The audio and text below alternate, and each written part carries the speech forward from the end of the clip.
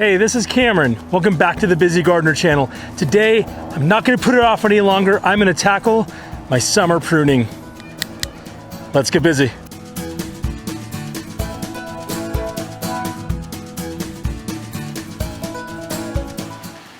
So I believe that everybody should be able to grow tasty and nutritious fruits and vegetables in their garden and orchard. But one of the ways you're able to get those fruits and vegetables is by pruning. Pruning is one of those things that is so intimidating. The idea that you come along with some really sharp shears and take and make some sort of crazy cut to something just seems nuts to go and cut off a tree. It's like, aren't you supposed to let trees want to grow? And so it really feels intimidating to come up on a tree and make some sort of pruning cuts. But there are a number of reasons why pruning is not just a good idea, but it's really crucial if you're trying to get any type of fruit production out of your trees. I want to talk about a few of those things. Well, the first big reason why you want to be sure to prune your trees is evident right behind me. You want to prune for size. This Spice Z Plum has reached to probably 12 feet right now and would be racing upward of 25, maybe even 30 feet. I don't even know what the normal height of one of these non-dwarfing rootstocks leads to. And so for the backyard orchard culture, that's the style that we do back here. The idea is, in addition to successive ripening, high density planting, eventual height is also a major part of that. And the way that we control the eventual height of a tree are two ways. One is the way that we fertilize. We do a low nitrogen fertilizer because that's what gives the tree what it needs to grow gigantic like that. Some don't seem to even need any help with that. The other is with pruning. And so there are two main times of year that pruning happens. Wintertime is when you usually will hear, oh, you should go prune in wintertime because all the trees are dormant. And that's true. You should prune in the wintertime. For these deciduous trees, all of the leaves are gone. You're able to see what's going on with the branches individually. Are they crossing each other or whatever? But for summer pruning, we're doing there are kind of two main things. One is the most obvious, and that is to get the height down. And so we're able to go through, we're not making any of those detailed cuts, we're not doing thinning cuts, we're just kind of going across the top and the sides and pruning for size. So what I'm gonna do here in a few minutes as I go through is to prune for size. I'm gonna come through and top everything off, no higher than I can reach, and that's what I'm gonna do. All right, let's talk about another reason why you ought to be pruning. Okay, so I'm nestled in here. The second major reason why you want to prune in the summer is because for a lot of this deciduous fruit, it fruits on last year's growth. So all of the stuff that grew last year fruited this year. And that means that all of the wood that grew this year is gonna fruit next year. And so in order to increase the amount of fruiting wood, I'm not gonna be using all that crazy stuff that I can't reach up there. What I wanna do is induce fruiting wood that is gonna give us lots of fruit for next year. So when I come in here and make some of these cuts, right here, ideally we're gonna have some sort of additional scaffolding that's gonna come out and it's gonna give us fruiting wood for next year. Now, one cool thing that you might notice is that these little fruiting buds, if I can get my deal to cooperate here. So these spots here are the buds that are gonna flower and fruit next year. I think the two outside ones, if I remember right, are the main flower ones, or maybe there's one flower one in the middle. I don't remember which, but this is all fruiting wood. So I can expect this to give us fruit next year. And so to the extent that it grows more of these branches, we're gonna have more fruit next year. So that's definitely a goal up here in the orchard. Summer pruning does that for us. Okay, so I already talked about height and making sure that we're getting rid of the height. We're making sure that we're inducing some sort of fruiting wood, giving it a chance to develop for this next year's fruiting. Third reason, and this isn't gonna be true in everybody's situation, but you see this path here? This has grown consecutively harder to walk through as the season has gone on. And so what I'm gonna do is so this is more from a landscaping perspective, bring this back a ways on both the citrus there, but especially like this Plum. There's some nectarines back there that are doing it. You notice how overgrown and large all of our other stone fruit has gotten. Our crazy Santa Rosa Plum over there. Even some of the newer stuff has just boomed. And so excited to get in there and do that. In order to prune well, you need a few tools to do that. Let's take a look at what you need. So there are two main tools that I'm gonna use when I'm pruning. One is this very common, probably what you first think of when you think of pruning trees, is a pair of pruning shears. I got these from Corona. I got a pair of Corona shears and also actually some other gear. I really stocked up this year. I've been having to get into some heavier duty wood as the orchard has matured, and so I've got these classic cut, seriously heavy duty 2-inch throat loppers, which I'm excited about. I got a pruning saw. I don't know if I'm going to need that with the width of some of the stuff, but anything that's going to be too thick for the loppers, if there's anything like that, can come off with the saw. Excited to get started with this stuff. Corona makes good stuff. I'm excited to put these new tools through their paces. Let's start over here with our crazy, this has been driving me the most crazy, prunus section over here. This is my Pluots, Apriums. I don't actually have an apricot. My Plum, my Pluerries. And so there's a bunch of stuff here that is just in need of a haircut. And so we're gonna talk through what that looks like once we get closer to that. This is always an exciting point when I get over here and start working on my stuff. Okay, so this here is my Peacotum, and this thing has just gotten gigantic. It's really pretty wild how tall this has gotten. This is very balanced normally, but I'm gonna come through, probably gonna use mainly pruning shears unless I end up needing this lopper. But I'm so excited to just try those things. So the biggest thing, if you're running through here and you're wanting to look for what to cut, you wanna look for outward growing buds. So remember those buds I showed you a minute ago? You wanna see those things as they're facing away from the middle of the tree, and that's gonna create a canopy out as opposed to stuff that's growing in toward the middle of the tree. And so in this case, I'm probably just gonna be going through and making these, oh, nice. These are really nice. So the reason I'm cutting a little bit shorter than I can reach is because I'm paying attention to how long these are. I'm trying to get rid of any whippiness. So I'd rather this fork out here to give me my eventual height as opposed to just having it start way up high. You might notice that this one is really long and whippy. I'm gonna take about, I don't know, half of this off, maybe even 2/3 of it off. So the thing with pruning is that you can get as detailed or as general as you want to get with this. You can come in here and spend a ton of time, or you can just come through and just whack this stuff and it'll totally respond fine as well. Again, as long as you're looking for those outward growing buds and trying to pay attention to those, you're generally going to be making really good cuts. One reason why we're not trying to thin the middle of the tree also, this is really, really important when you're doing summer pruning, is you want to make sure that it's creating an even canopy, because in the heat of the summer, that sun coming in and baking the inside of the tree is going to sometimes sunburn the bark. And so you want that foliage to create a little canopy over it and help to protect some of that bark from burning. Some of these smaller ones, what I'm doing is I'm just coming through and maybe tipping them. And so if I'm seeing something that maybe doesn't need to be cut back by 2/3 or anything, this stuff on the side, what I am doing is I'm coming in and just tipping the top of it. If it isn't very long, well, what tipping does is it's going to induce, again, that growth that's going to just create a fork that goes out. So instead of this twig, let's say that the tip was here, instead of this twig continuing that way, when I tip it, it now is going to do a fork here. Wow, the bigger these trees get, the harder it is to get to the back side of these guys. My goodness. You might already see this tree starting to take shape. Here's one example of a cut that I'm gonna make that is kind of a bit of a thinning cut. There's a branch that's going straight into my Cot-N-Candy Aprium, and I'm gonna cut this branch totally out. And I'm gonna use these loppers. All right, first cut.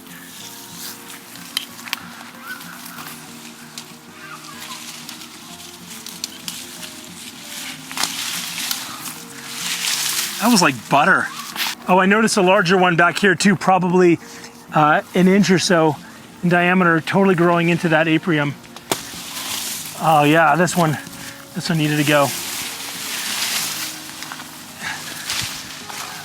Yeah, so look how big the calipers get on these things, how big these trees, these branches get, in just really a season or two.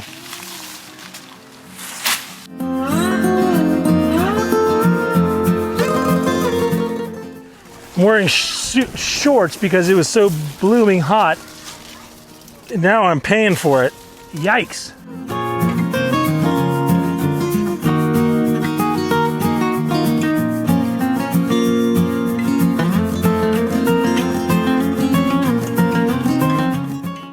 Man, that's quite a bear back there. And it's interesting because as I'm making those cuts against the fence, I'm having to make sure that I'm pruning stuff away from the wall and away from any other structure. So that's kind of keeping that in mind. Those are also those size cuts we were talking about earlier, making sure that there's a bit of a thoroughfare back there. So what a difference. Look at this thing. Okay, so these are some newer ones. On this side of me is this emerald drop Pluot, which has just got these long, whippy things, 5 feet tall per the whip, and these need to be brought back. This is just like a second-year-old tree.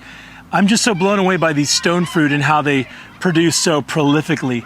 So I'm gonna come through and I'm gonna cut off down probably 2/3 of these, because this is a brand new structure and I want it to really develop a lot of initial bushiness as opposed to this long gangliness.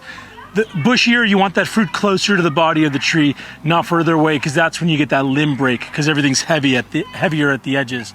So let's start with this this Cot-N-Candy Aprium, which is also just blown up. This is the same size as, this is the same age as that Pluot. Also gives you an idea how often I weed here. Look at that. Yeah, look how whippy these are. So 2/3 of this off, honestly. This is gonna look pretty drastic because it is. This is definitely not like that Peacotum. This has to be brought a lot lower. Took off this Pluot that was growing in between the two. Again, I'm being a lot more aggressive with my pruning on this very new tree because I want a lot of branches, and that's gonna happen by making a lot more aggressive cuts.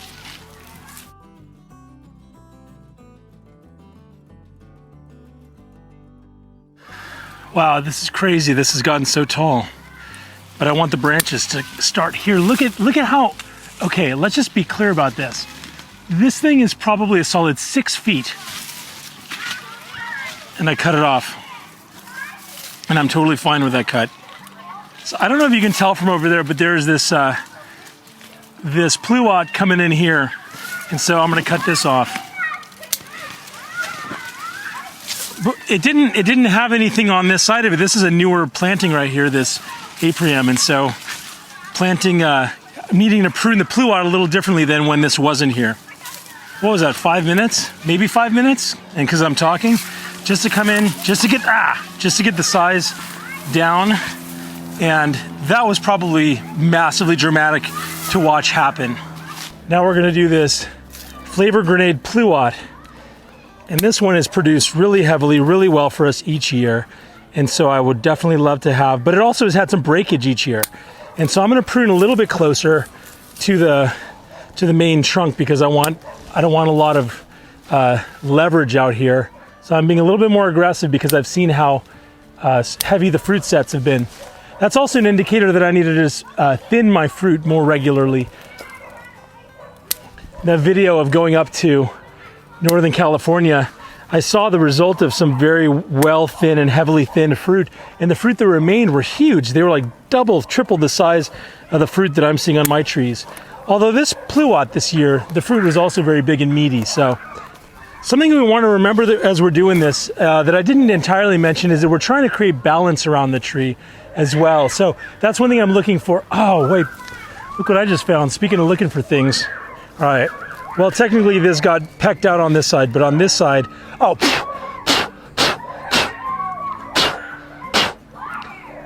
There are ants all over it. Not anymore, okay. I'm just gonna take a bite out of this beautiful Flavor Grenade Pluot. That was, the flavor's incredible, but the ants running out of there, totally disgusting. Ah.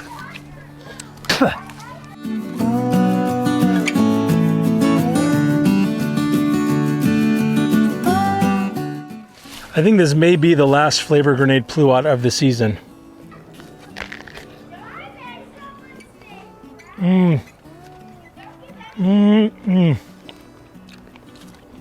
Look how perfect that looks. It tastes as perfect as it looks. Man. I love that it's a bit crunchy and isn't all running down my face.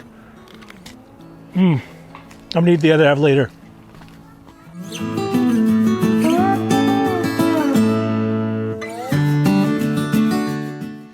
Now onto this Emerald Drop Pluot.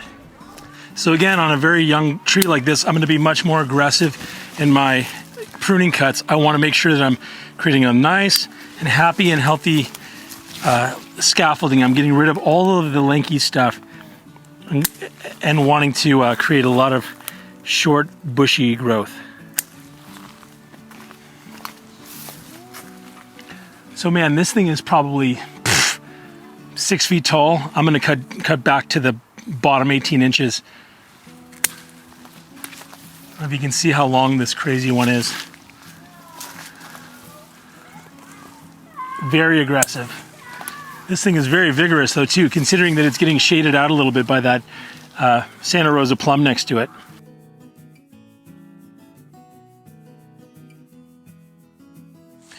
Okay, so when I'm making a pruning cut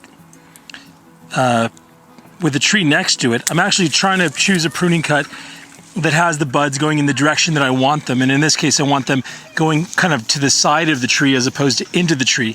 Does that make sense? So even though a pruning cut, you normally want the buds to be facing away from the tree that it's connected to, I don't want it to grow into the tree that's next to it. So I'm kind of asking for it to shoot out to the side. If you see any obvious broken branches like I just saw right there.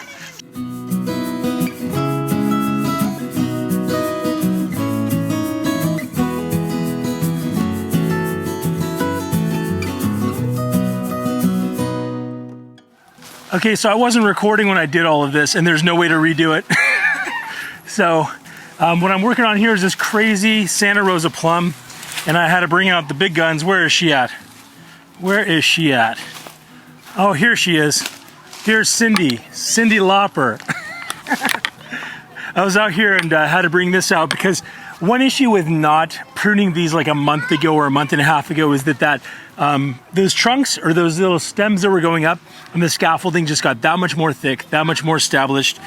But something I wanted to point out was with making a single pruning cut, I was able to take out, you know, 8, 9 branches, and that's just kind of taking off the top of this tree.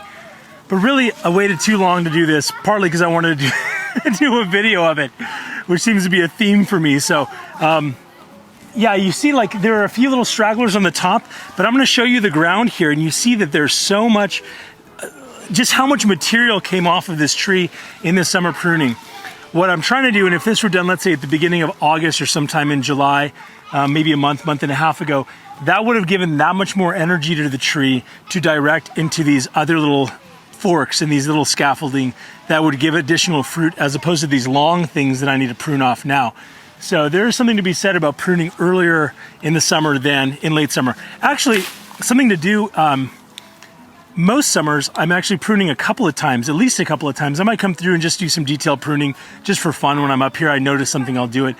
But kind of like early summer and late summer, or midsummer and late summer, are the two main times where I'll come out and do pruning cuts. So that way, you know, I'm keeping the tree at the size that I want and also in the shape that I want. So I'm gonna finish up the Santa Rosa plum. Something I'll indicate is the stuff that, the cuts that were up in the top and in the middle of the tree, when I'm coming through the lopper, I'm really just using the lopper for reach. I'm not trying to get any type of outward facing bud. That's actually all gonna be removed in the wintertime. Probably come through with a little pruning saw and do that then. So it's really, I'm just focusing on more of the detail and the buds facing out on stuff that I'm pruning with these hand pruners. And I'm kind of going around the outside because that's roughly where my vase shape pruning is going to end up. So this is for the outside. I've gotten most of the inner stuff done. I'm just kind of finishing up with these guys. And it doesn't have to be perfect. Honestly, that's one thing I have to get over, is trying to be a perfectionist about this stuff. And if you're a perfectionist, this is going to take you a lot longer than it needs to. Okay, I think the Santa Rosa plum is done for all intents and purposes. Don't need to spend any more time on it. Again, we're just trying to reduce the overall height and allow it to start branching out. So it doesn't have to be perfect. I may come through here just with an OCD moment and clean it up some more.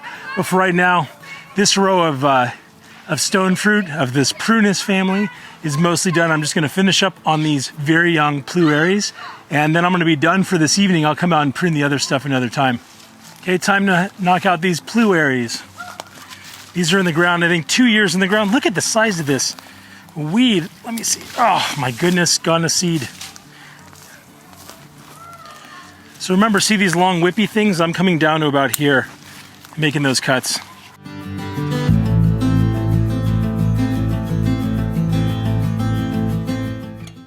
So this candy heart Pluerry is a lot smaller, less vigorous than this sweet treat Pluerry, and so I'm making a lot more conservative cuts on this. I'm mainly just doing these little tipping things at the top, and so that way it starts, you know, I still want more scaffolding, but it's amazing how much more vigorous that sweet treat is than this candy heart. Again, looking for balance in the trees, and so you might notice that these now are generally in sync with each other. Whenever you're doing a multiple planting like this, you want to ideally have both of the trees be in balance. So I'm gonna be a little bit actually more aggressive, especially in the winter time, on reducing the vigor of this sweet treat Pluerry so that it doesn't overtake this candy heart Pluerry. You can already see that this has a lot more foliage, a lot stronger structure.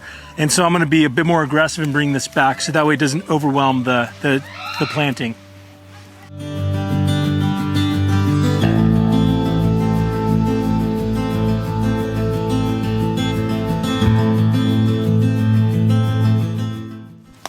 I will add that if you have a multi-budded tree, one where each branch is a separate type of fruit, you're going to want to do the same type of thing. You're going to want to go through and the branch that is the least vigorous, you're going to want to prune the others to kind of support that, so that way it gets what it needs from the tree and all that stuff isn't just being diverted into those big monster branches. Okay, well, as you can tell, the day is pretty much done here. I got started really late, later than I should have. Again, trying to beat the heat. I think I just need to get out here in the morning. But feeling really good that I got my prunus row done, all of my Pluerries, Pluots, Plums, Peacotum, Apriums, and I don't really even need to touch the pomegranate this year. Although you gotta look and see how crazy this Parfionca is this year. I've showed it before, but that's just an unbelievable yield on this year. Both of the pomegranates have just blown it out. So thankfully we like pomegranates. So if you have any questions about pruning, put those in the comments below. Pruning is a thing that can feel so intimidating, but you can see it may have even looked a little bit haphazard what I was doing. Some of it was. The stuff that was going right off the top totally was. Again, we're trying to reduce for size, we're trying to reduce for height, and we're trying to give those branches an opportunity to produce fruiting wood, so that way next year we have a ton of fruiting wood on these trees, and I'm feeling really good about the progress that I made today. Look at all that stuff. Look at all that material on the ground just out of these 8 trees or whatever it is. And so I'm gonna get to the rest of the orchard sometime tomorrow. Hey, if you're not yet subscribed to the Busy Gardener channel, would love for you to do that now. Hit that subscription button, hit the notification bell, like this video because that makes me feel oh so good, and do it. Get yourself some pruning shears. By the way, I was pretty impressed with the Corona shears. One thing that I found really handy was this little switch. Something that I didn't like about old Coronas that I had was that they used to have this little thing at the bottom that you'd have to latch on, and that would sometimes get caught. This thing was real straightforward. It doesn't come off. It's very affirmative. You just flick it and it's done, and then when you're done, boom. Super easy. I like that. But and it cut well too. I was having no trouble getting through any branch today. Anyway, if you have questions, put them in the comments. Let me know, how's your pruning going? Have you already pruned? I'm hoping that you have, so you don't run into the issues that I'm running into today. Seriously, July is a better month to be doing this than late August. Really, if I waited a couple more days, it'd be September. And so I've definitely got some more cut out for me, especially with those monstrous nectarines over there. But I appreciate you tuning in. And whether you've got 1 tree to prune in your orchard or 500, until next time, stay busy.